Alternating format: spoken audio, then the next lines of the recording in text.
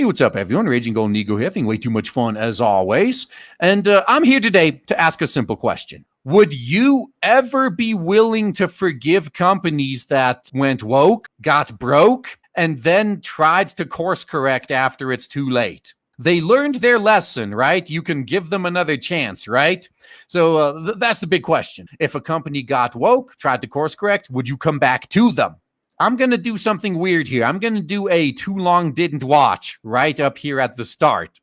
So if you see how long this rant is and you don't want to stick around for the rest of it, all right, fine. Maybe this too long didn't watch is going to be good enough for you. What I say is consider these companies correcting course in the same scenario as you would a ship. It all depends on when they try to correct course.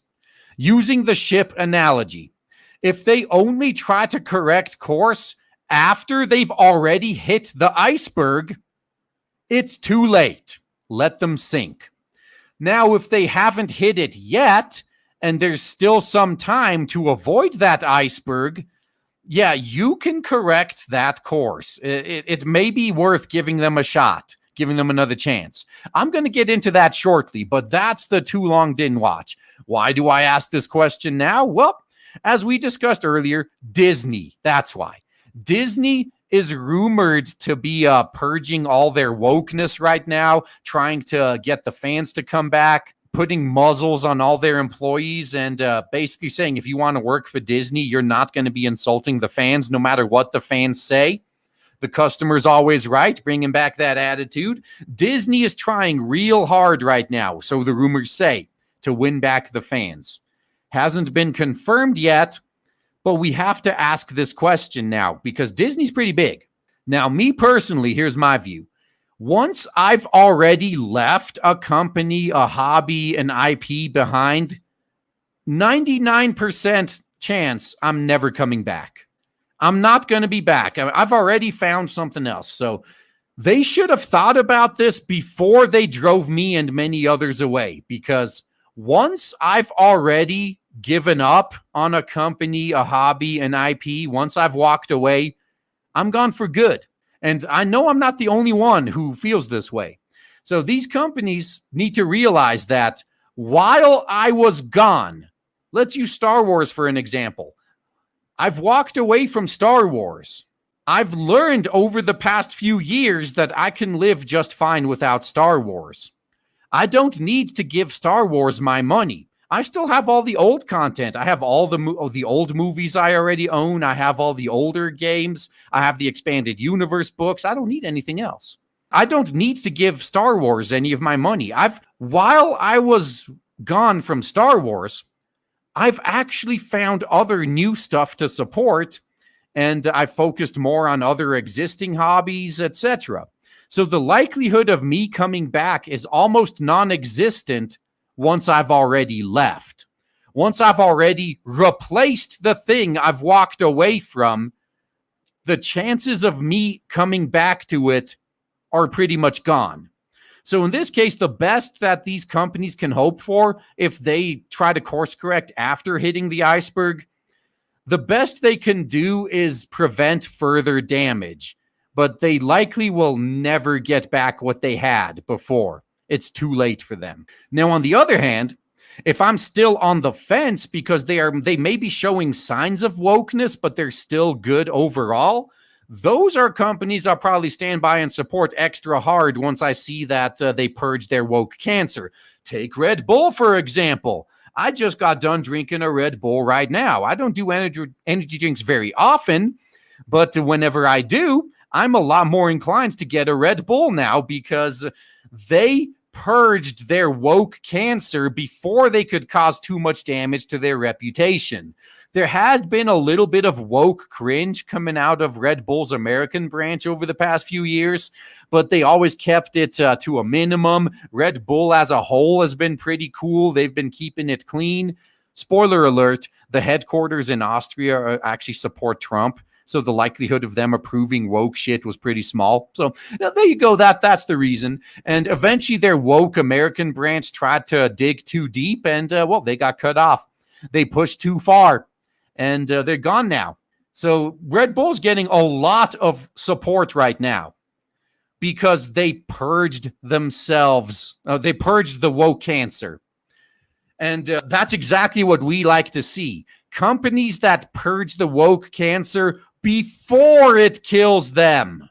If you got cancer in your little pinky finger, you just got to cut off that finger before it grows to the rest of you. Don't wait until it's completely up to your shoulder, threatening your heart, because then it's going to be real bad. Now, I would rather just lose the tip of my pinky finger than lose my whole arm potentially, if not even more, right? Yeah, so don't wait till it's too late. I'm willing to support companies that I haven't left yet, and like CD Projekt Red. There's very worrying signs that CD Projekt Red is infected with wokeness to some degree, but they still do good work. So if they purge their wokeness, I would be 100% in support of them. But companies and properties that I've already written off as dead because they've explicitly said I'm not welcome there anymore, yeah, I'm gone for good, never coming back to those. You may as well just forget about it.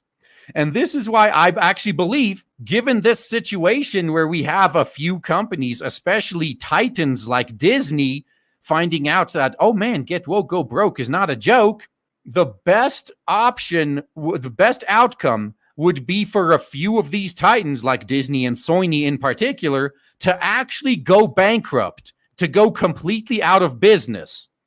So we can use them as an example to all the rest who haven't destroyed their reputations yet.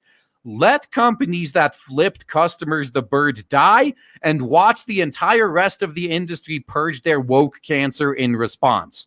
So pretty much, I think it's a lot more important to send a message to everyone else who still can be saved than it would be to try to save companies that have already smashed into that iceberg.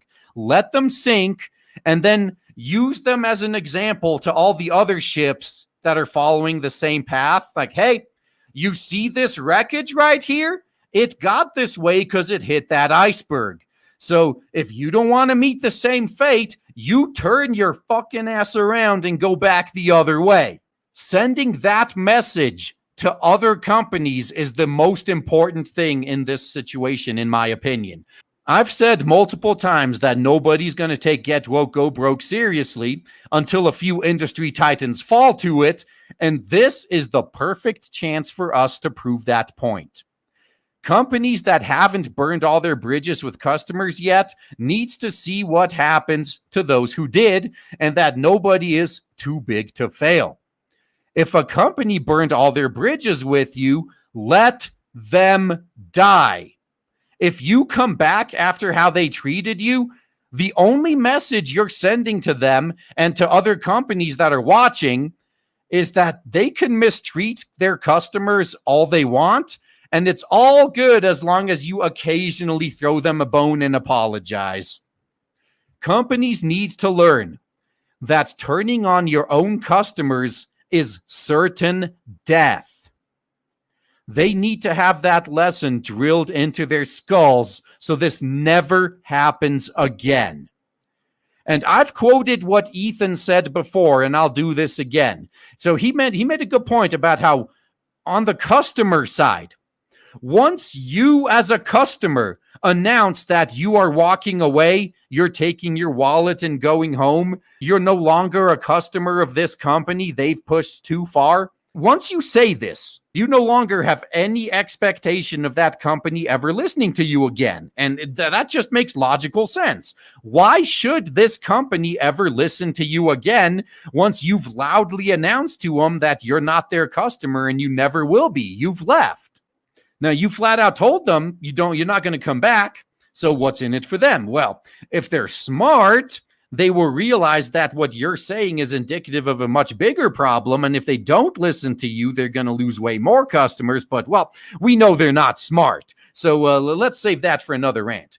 But my point is, why did I bring this up? I brought this up because this works both ways. Because once I've already left a company behind and they know it and they put no effort into keeping me there as I announced I was leaving, what reason do I have to listen to anything they say right now and come back, huh? I've already moved on to other things. Sony and Disney, for example, have no part in my life anymore, and I'm not missing anything. I'm just fine without them. I've been living Sony free for like 2 years now, and I'm loving it. I mean, it's not really that much of a difference. I've found other things to enjoy. I don't need them. I've cut them out. As I pointed out in an earlier rant, not all bridges need to be rebuilt. I have limited time and money, and so do all of you. One day you're going to die. One day you're going to run out of money. Every one of us has limited time and money. And given that, I would much rather spend my limited time and money on good people and good companies that have never stabbed me in the back than give morons who have stabbed me in the back a second chance. I'm not saying don't give people second chances, I guess. I've mentioned before, the only thing I will never forgive is deception, betrayal, things like infiltration and subversion. If that's how you operate, even if you legitimately have a change of heart, I can never trust it's real and you're not just deceiving me again. But if you really want to give someone a second chance, sure, I guess.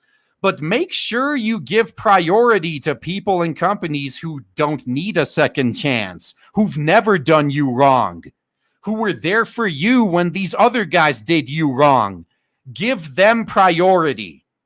If one of these big guys screwed you over and you went to somebody else, give the guy who was there for you when you needed them the most priority when it comes to spending your time and money. If you have some left over, maybe throw some scraps to someone who claims they're redeemed. That's how I'm operating anyway. As I stated earlier, the best outcome in this situation is if a few titans go out of business after going woke to send a very clear message to those left. Oh shit, we better avoid doing that or things ain't gonna end well. In my opinion, it's a lot more important to prevent this shit from ever happening again by sending a very, very clear message than it is to save those who fell to this from their own stupidity. Because really, how much sympathy do you have for a captain that tries to change course after hitting the iceberg while his ship is already half sunk? The lesson has already been learned by everyone watching the events unfold, and that's what's most important. And that's all I got to say, guys. Thanks for listening. Oh man, I am so excited to tell you guys right now that finally, after about a year of build-up and shilling, we have launched Blade Devil on Indiegogo, and so far it is doing so well thanks to awesome people like you. If you haven't backed it yet, then please check the links in the description and check out Blade Devil on Indiegogo. You will not be disappointed. Looking forward to seeing you there.